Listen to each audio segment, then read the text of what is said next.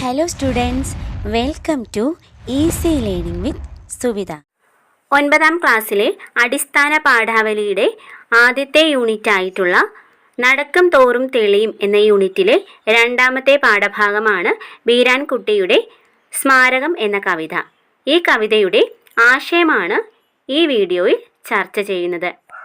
വീഡിയോയിലേക്ക് പോകും മുമ്പ് നിങ്ങൾ ആദ്യമായാണ് ഈ ചാനൽ കാണുന്നതെങ്കിൽ തീർച്ചയായും സബ്സ്ക്രൈബ് ചെയ്യുക, ഫ്രണ്ട്സിനൊക്കെ ഷെയർ ചെയ്ത് കൊടുക്കുക, വീഡിയോസൊക്കെ ലൈക്ക് ചെയ്യുക, കമൻറ്റ് ചെയ്യുക, സപ്പോർട്ട് ചെയ്യുക. സ്മാരകം. അപ്പൂപ്പൻ താടിയുടെ പറക്കത്തെ വിനീതമായ ഒരു ശ്രമമായി കാണണം. ചിറകുകളില്ല, ദേശാന്തരം വിധിച്ചിട്ടില്ല, ആകാശവും സ്വന്തമല്ല, എന്നിട്ടും അത് പറക്കുന്നു, കുഞ്ഞിനെ എന്ന പോലെ വിത്തിനെ മടിയിൽ വെച്ച്. അത് കാണും സ്വപ്നത്തിലെ മരത്തിൻ്റെ തണലിൽ നാളെയൊരാൾ വന്നിളവേൽക്കും എന്ന കവിത അതിനറിയില്ല. അറിവില്ലായ്മയുടെ ഭാരക്കുറവിൽ അത് പറക്കുന്നു.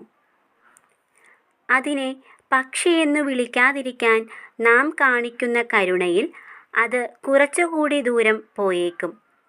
ധീരമെങ്കിലും എളിയ അതിൻ്റെ ശ്രമം വീണുപോകുന്നിടത്ത് സ്മാരകമായി ഉയർന്നു വന്നേക്കും ആരും അറിയാതെ നാളെ ഒരു മരം.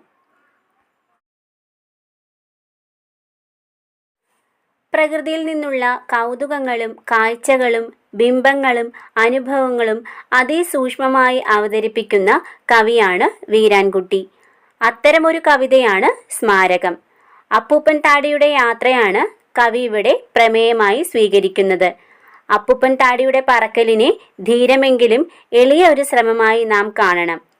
സാധാരണയായി പറക്കുന്നവയ്ക്കുണ്ടാവുന്ന വലിയ ലോകങ്ങളുടെ സാധ്യതകൾ ഇവർക്കില്ല. ദേശാന്തര യാത്രകൾ വിധിച്ചിട്ടില്ല. അതിന് സ്വന്തമായി ഒരു ആകാശവുമില്ല. എന്നിട്ടും അപ്പൂപ്പൻ താടി താനായി നിൽക്കാൻ പോകുന്ന തൻ്റെ വിത്തിനെയും ഒരു അമ്മ കുഞ്ഞിനെ എന്ന പോലെ മടിയിൽ വെച്ച് പറക്കുന്നു.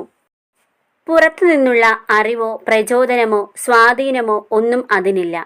മറ്റുള്ളവരുടെ പ്രതീക്ഷയോ സ്വപ്നമോ സ്തുതിഗീതമോ ഒന്നും അപ്പൂപ്പൻ താടിയെ അലട്ടുന്നില്ല.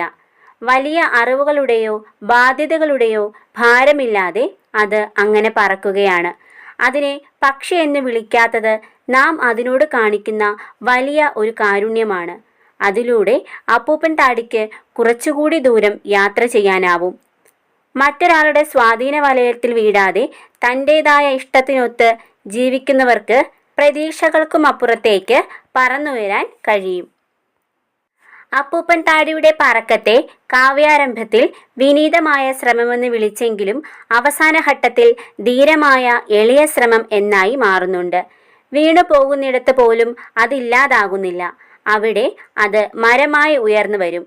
ഈ വളർച്ച പോലും ആരും അറിയാതെയാവും.